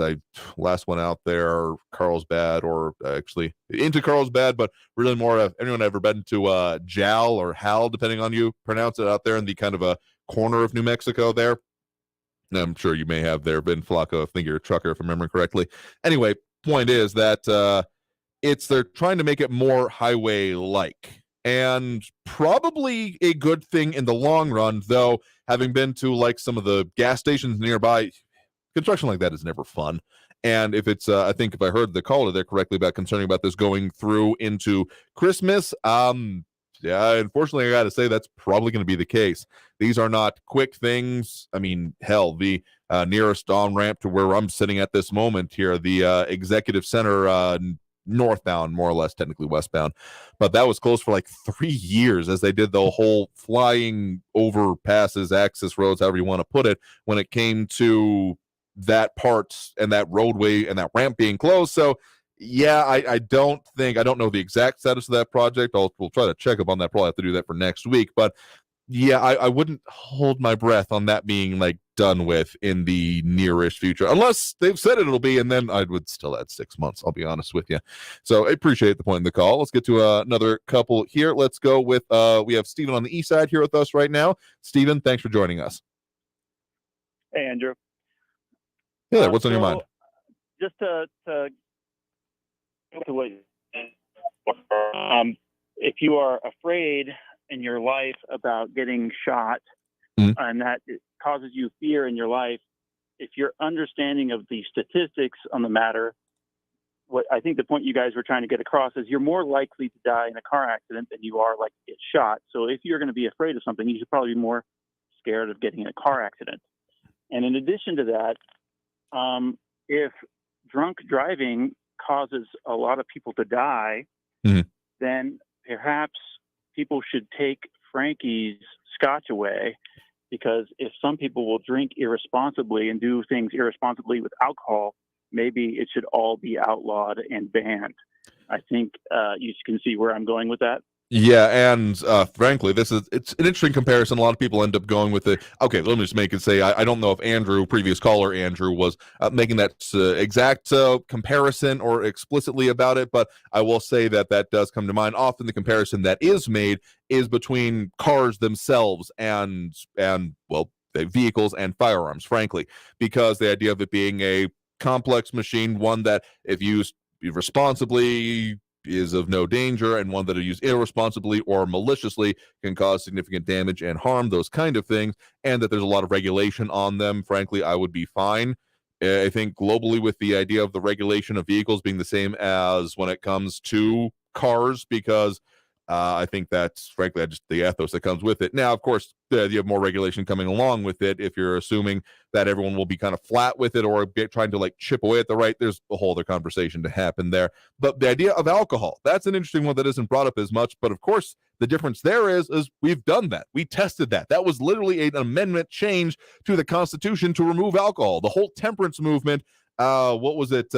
Demon rum, or the phrase that was from the whole, it wasn't suffragettes, but the temperance movement, ladies of, the lips that touch alcohol shall not touch ours, whole bunch of phrases. So we tried that. That was literally put into law. Prohibition was a factor in you think like the mobster era, because that was certainly a part of it. And yeah, I think we all know how that worked. It's the only amendment to the Constitution that had to be repealed because it super didn't work. Yeah, well, that's the point. Some people don't like guns and they want to outlaw them all, and then some people don't like alcohol. So could we have the people who don't like alcohol just ban anyone? No one can have alcohol, and then maybe Frankie wouldn't like that. But when it comes back to regulation, another point I was going to make was when it comes to these chemicals that are going to be traveling by rail, there's like a level of volatility when it comes to these chemicals. It's almost like a drug schedule. The more dangerous it is, the lower the number it is. Oh, sure. So, so this chemical is up there. It's like a 2, and because it is flammable at room temperature, so it's pretty volatile. And so that kind of chemical should have a lot more regulations associated with it. And so of course, there are some people with TDS and they want to blame Trump for everything, but his regulations were on things on like a level 4. This is like a level 2. It's a much more volatile thing. So you have to look in details, and that happens a lot. You hear something on the news, and then they say, "Oh, well, if Trump hadn't done this, Trump hadn't done that," without actually knowing the facts of the case. That happens with these gun cases too. People like to jump to a lot of conclusions without actually knowing the facts, and someone can do that on the other side too. Someone can say, "Well, before the midterm elections, there was this railroad union strike thing that was going to happen." Oh, sure. One of the railroad people, their union concerns were about safety, and then Biden pushed something through and didn't get those issues addressed. So then maybe we can just blame Biden too if you are prefer that persuasion or you're biased in that way. Then you can just blame them on that side too. That's a way that a lot of people work. Yeah, and that's why I find the whole idea of whose fault was it? Let's just blame them. Okay, even if you're 100% right, here's what that doesn't accomplish: anything. Because if you're not actually saying, like, it's there's a phrase I remember from the military that I'm not sure I can totally, my friends in the military anyway, that I can totally repeat here, but pole vaulting over tick excrement, the idea of trying to do so much to avoid the situation that you end up putting more effort into instead of just like dealing with it. And that's why I don't particularly subscribe to the blame game when it comes to it, because sure, if someone is continuing to make errors and cause problems, they should probably not be allowed to do that anymore. But the actual fixing of the situation often kind of falls to the wayside when it comes to that, because if you're not actually dealing with it and just being like, nope, that's their fault. Okay, what do you do about it? Well, it's their fault. Sure, cool. What do we do about it now? Well, it's their fault. Again, what's the solution? Like that, I get a little bit worked up over that, I'll admit. And the final thing I was going to bring up is, I don't know if I missed it because I hopped on the radio a little bit later than when you started, but there was that issue today at Pebble Hills. Did you guys discuss that at all? No, that one actually hasn't come up there, though I do believe, let me see. So here's my understanding. It was a lockdown. Someone had posted something on the internet. Some dumb kid did a video on Instagram or something of him in the bathroom, like flashing a gun or something like that. Yeah. So they went into lockdown. The SWAT came in, but the kid wasn't actually there that day. It was something that was filmed before, and then he posted it recently, and then people saw it and thought it was today, but it wasn't. That kind of thing. Someone who was not the age who should have had access to that kind of thing, and parents and children, we're living in a time where people are very irresponsible, and we're kind of more of a secular society than we used to be, and a lot of mental health issues. And so, I'm not surprised that there's a lot of these kinds of problems. There's depression, suicide rates of teenagers is high. So, keep in contact with your children, be aware of what's going on in their lives. Absolutely. Be a big part of their lives. Earlier this week, people were discussing, if there's some way to prevent all these senseless deaths and stuff. Well, that's one of the things that people can do is raise their children in a way that, you're in contact with them, healthy relationships, preferably two adults in the home as parents is ideal statistically. That it bears out very well. So those are the kinds of things that you can do to prevent some of these senseless acts of violence.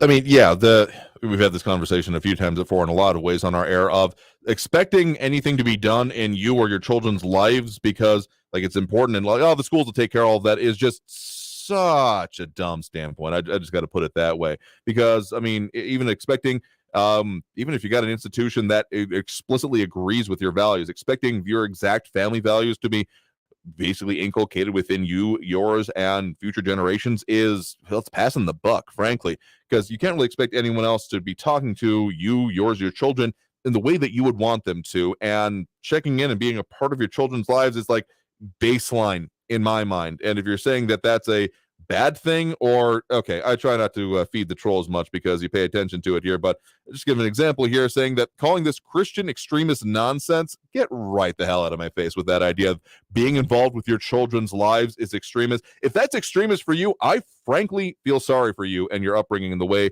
that it may have happened there. Anyway, just talking about that, the only reference I'm going to make to certain commenters going on there. You need that one-on-one absolutely one-on-one experience, which is not something that they're going to get, in an institution. So that's what they can get at home, that one-on-one absolutely, which is very, very important.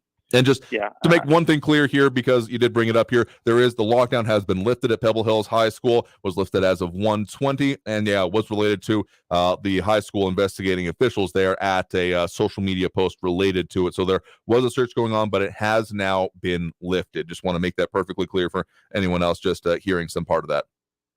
All right, have a good weekend. All right, sure thing. Thank you much for the point in the call. Do appreciate it. All right, let's go ahead and already overdue for that next break right now because we got a lot more to talk about here, or a lot more to get onto because Friday, Free for All Friday, all that comes along with that.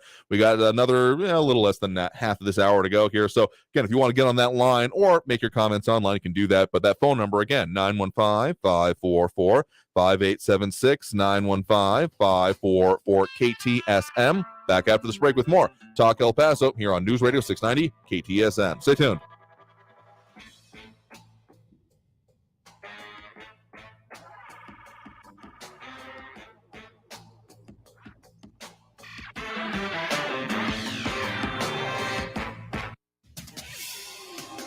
El Paso's News Radio 690 KTSM. Hello, I'm Erica Castillo with this KFOX 14 News Update. Cielo Vista Mall reopened today after authorities locked it down following a shooting this week. The mall was still part of a crime scene Wednesday and Thursday. El Paso police say a fight between two groups led to a shooting where one person was killed and 3 others were hospitalized. 2 of them remain in critical condition. The mall reopened to the public today at 10 in the morning. And the El Paso Police Department is investigating the death of a young girl in Far East El Paso that occurred last night. The investigation is being treated as a suspicious death. The young girl's body was found in an alleyway. Police have blocked off the area near the 14,300 block of Coyote Trail. Crimes Against Persons was called out to the scene. El Paso police initially responded to a call for a possible shooting. That went out at about 9:30. Police confirmed that the death is related to last night's shooting. I'm Erica Castillo with this KFOX 14 News Update. News Radio 690. Traffic all day.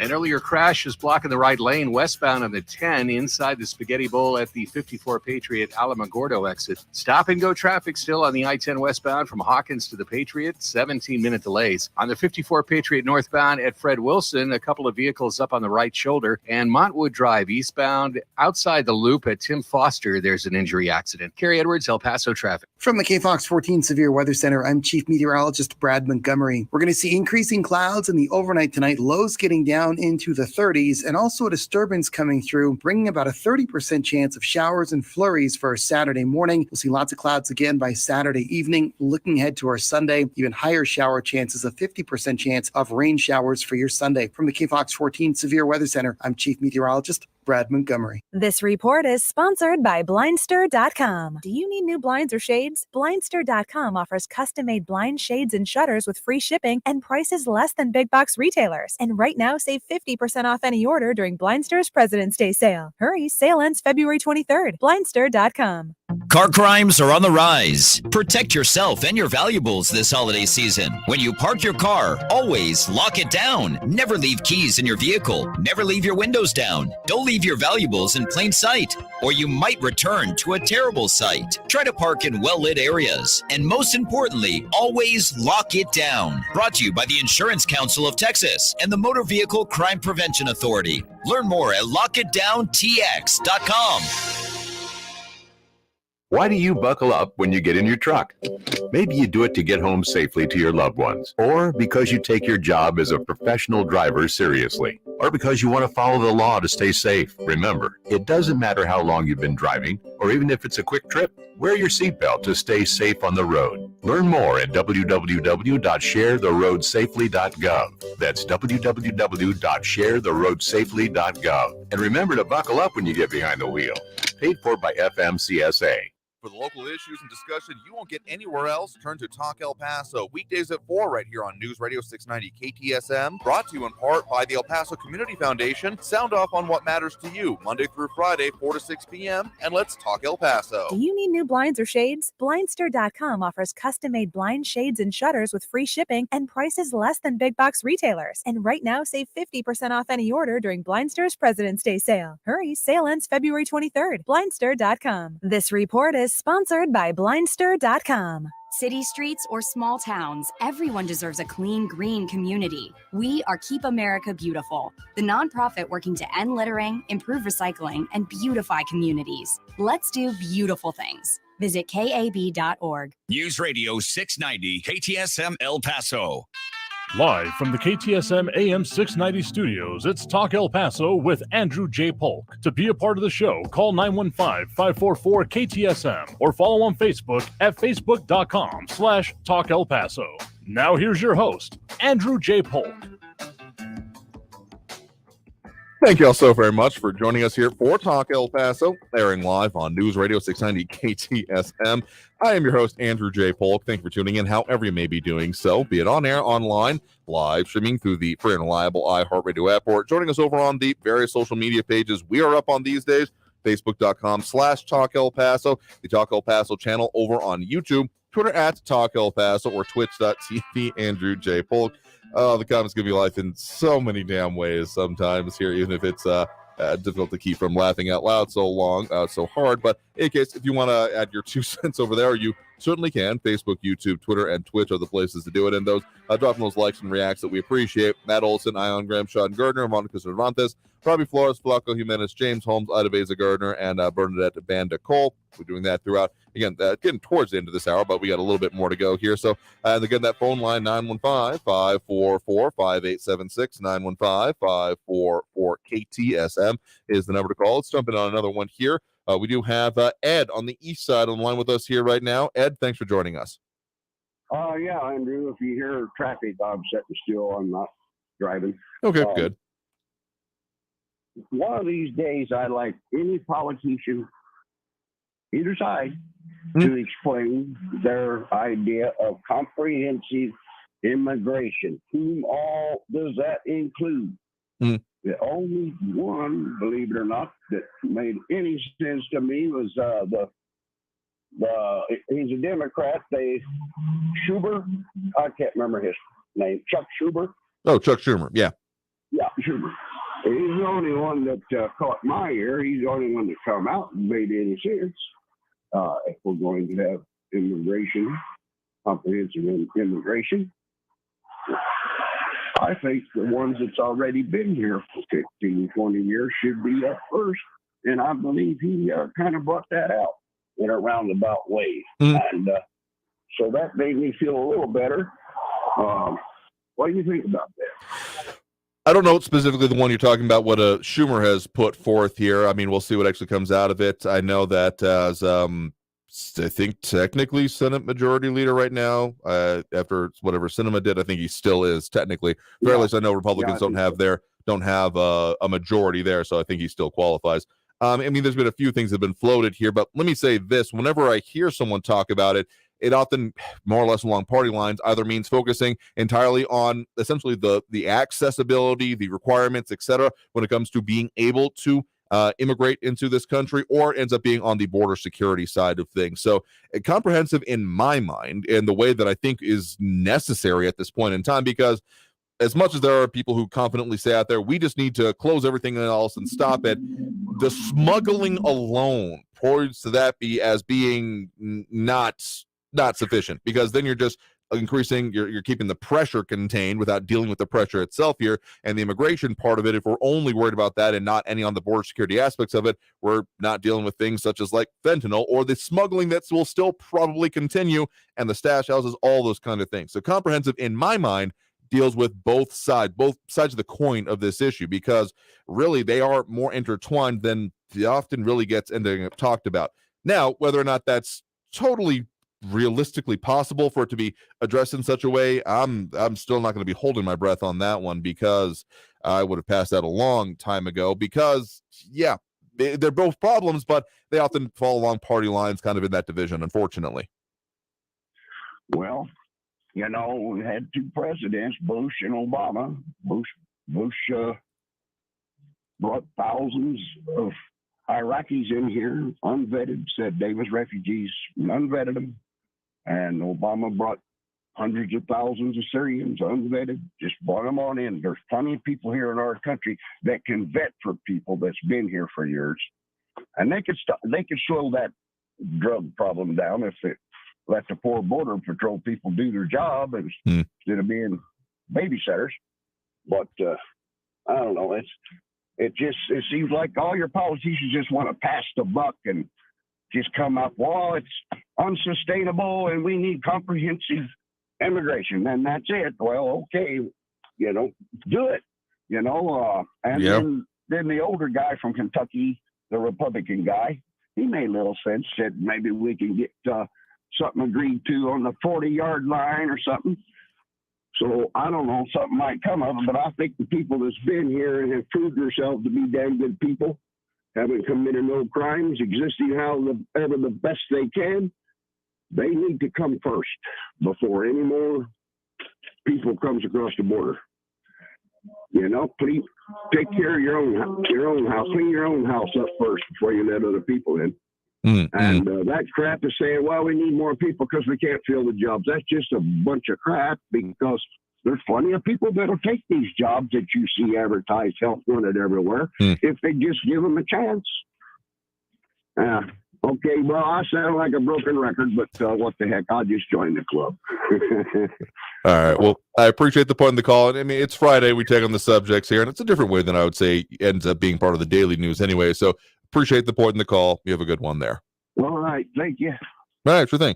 Appreciate it there. And I will say that I think you're referring to there, actually, Mitch McConnell is the Senate minority leader. Pretty sure he's from Kentucky anyway, unless I'm just totally screw loose here. But point is that the idea of grand bargains being struck, I like the idea of it actually being possible or not. Again, I remain dubious. So let's get to another call or two here if we can. I do believe we have Alan in the Northeast on line with us here right now. Alan, thanks for joining us. Hello, how you doing? Doing all right there. What's on your mind? I just like to give some information out. You know, you talk about the rail car incidents and materials they carry.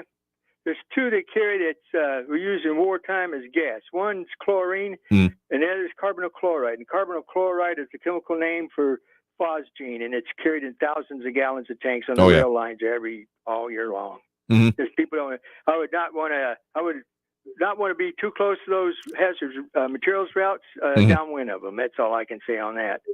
And the other thing I was going to say, talk about the police and all the shootings and all this, and defund the police. When you defund the police, that gives rise to more people wanting to be armed. And the other thing on that is the old saying, it holds true through the centuries: armed man is a free man, and unarmed man is a slave. Whether it's a sword, a stone, a bow and arrow, a spear, or a gun. That's all I got to say on that, my brother. All right. Well, thank you for the point in the call. I do appreciate it. Have a good one, sir. Take care. You too as well. Have a good weekend there. The chemicals that end up getting transported on, I mean, most rail lines end up being, non-passenger, at least in the U.S. anyway. So you don't know what's in particularly the tanker cars. And yet thousands of gallons would be an understatement. I mean, it's we're talking like 25 to 30,000 gallons at a time, so it can be sizable, hefty, and happening quite a lot. I feel like it's a bit similar way of like ports, but usually ports end up being pretty well like segregated by the fact that there are major industrial facilities away from like residential areas. But yeah, there's a reason I don't, besides just the annoyance of it near like rail tracks, among other things. And knowing what's in them would probably give a lot of people pause.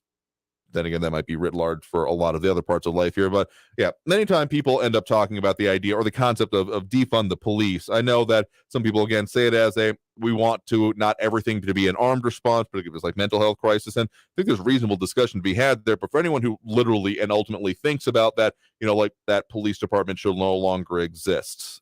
I have so much disagreement with that concept overall, particularly when it's coupled with the idea of, and by the way, you should have like right to defend yourself. That make sense, I gotta say here. Anyway, we can squeeze in I think one more call here before we end up at the end of the show here. We do have Larry on the east side here with us. Larry, thanks for joining us. Hey, Andrew. Hey there, what's on your mind? In response to Raul, he was a Boy Scout. Now, did he go through Cub Scouts and Weeblos, then Boy Scouts? Didn't make that part clear, I will say. I personally did that myself. Right. Now, he's talking about hiding, and he's a carrier? I don't understand what he's talking about.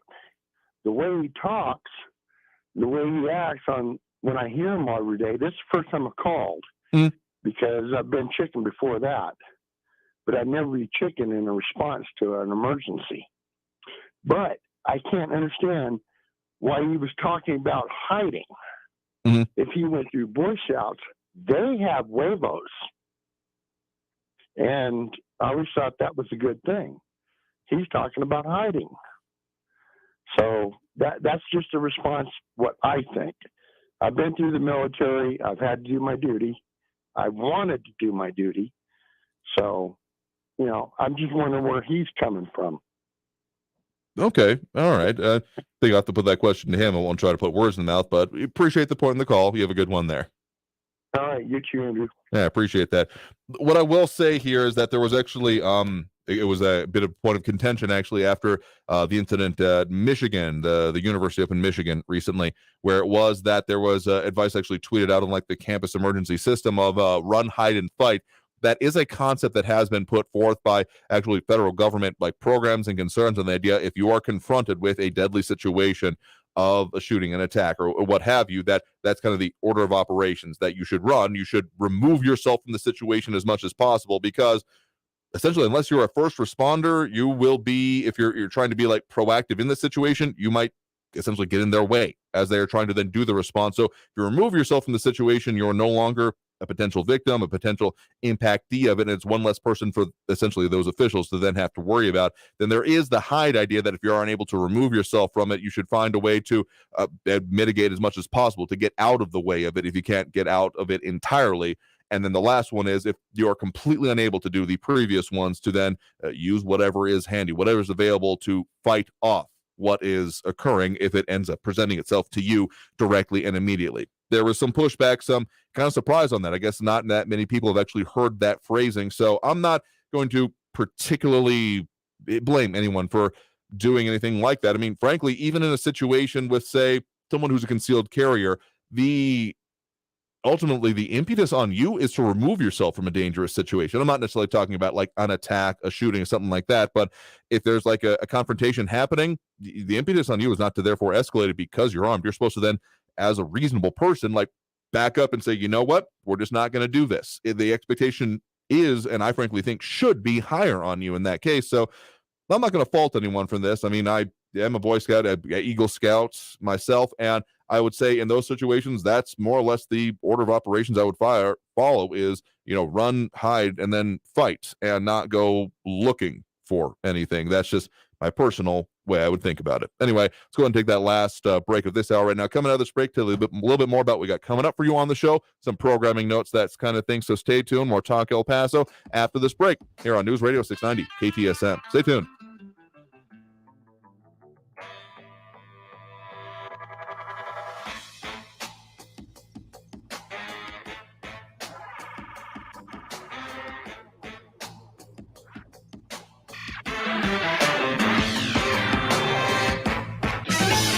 Traffic all day. News Radio 690. A crash in the lower valley on Loop 375 southbound at the Zaragoza exit. It's blocking the right lane. 54 Patriot northbound at Fred Wilson. A couple of vehicles up on the right shoulder. An accident Montwood Drive eastbound at Saul Kleinfeld.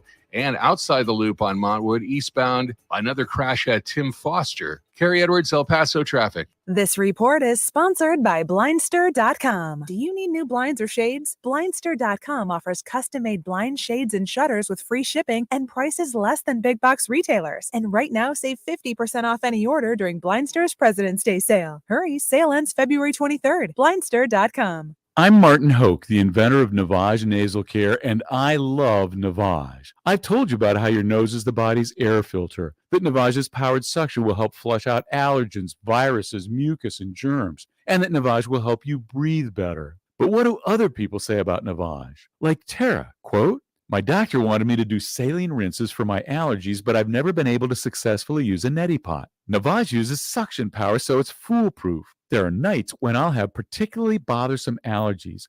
I'll bust it out, and the results are immediate. It's such a relief. It's become a lifesaver," unquote. She's one of over 100,000 online reviews praising Navage, the all-natural solution trusted by over 3 million people to help you breathe better, sleep deeper, snore less, and stay healthier without drugs. Navage is available at Walmart, CVS, Walgreens, Target, Rite Aid, and online. Navage, Navage, clean nose, healthy life. And now Martha Stewart for Skechers. When I make a dish or embark on a craft project, I always use the finest, most fabulous ingredients and materials. Which is why, when it comes to footwear, I love Skechers. Because Skechers is the comfort technology company and uses the most luxurious, innovative materials and designs to make wondrously comfortable footwear with all the fits and features like Arch Fit and Skechers' world-famous air-cooled memory foam. It's exactly the way I'd make shoes. Find Skechers at a Skechers store, Skechers.com, or wherever stylish footwear is sold. Finding great candidates to hire can be like, well, trying to find a needle in a haystack, but not with ZipRecruiter. Its powerful technology actively finds and invites qualified candidates to apply to your job. So while other companies might deliver a lot of hay, ZipRecruiter finds you the needle in the haystack. See why 4 out of 5 employers who post a job on ZipRecruiter get a quality candidate within the first day. Try ZipRecruiter for free at ZipRecruiter.com/free. That's ZipRecruiter.com/free. Always just minutes away from the latest news around town and around the world. You need to know what's going on. News Radio 690 KTSM.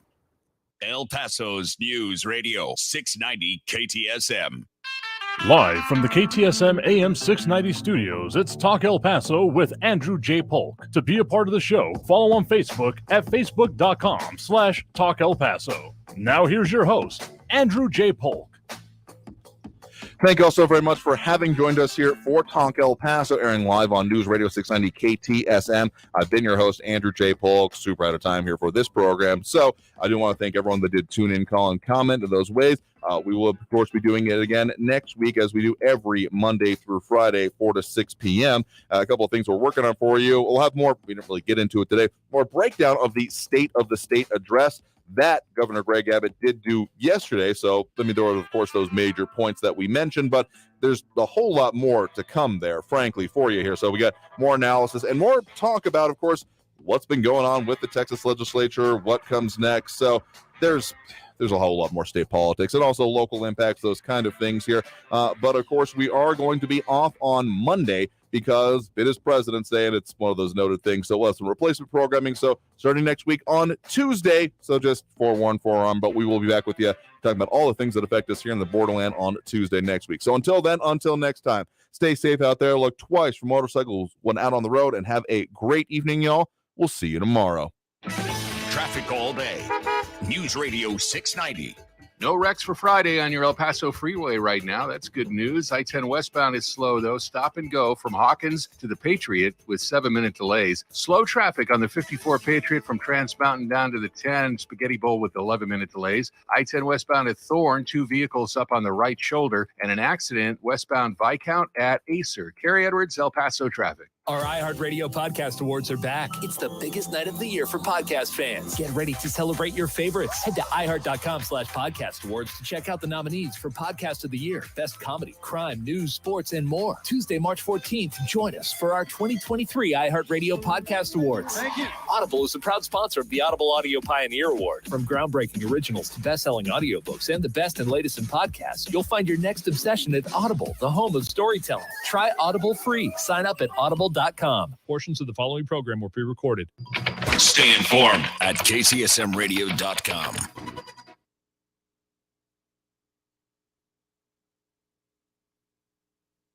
News on the hour and the hat. Traffic and weather all day. News Radio 690 is KTSM AM El Paso, an iHeart radio station.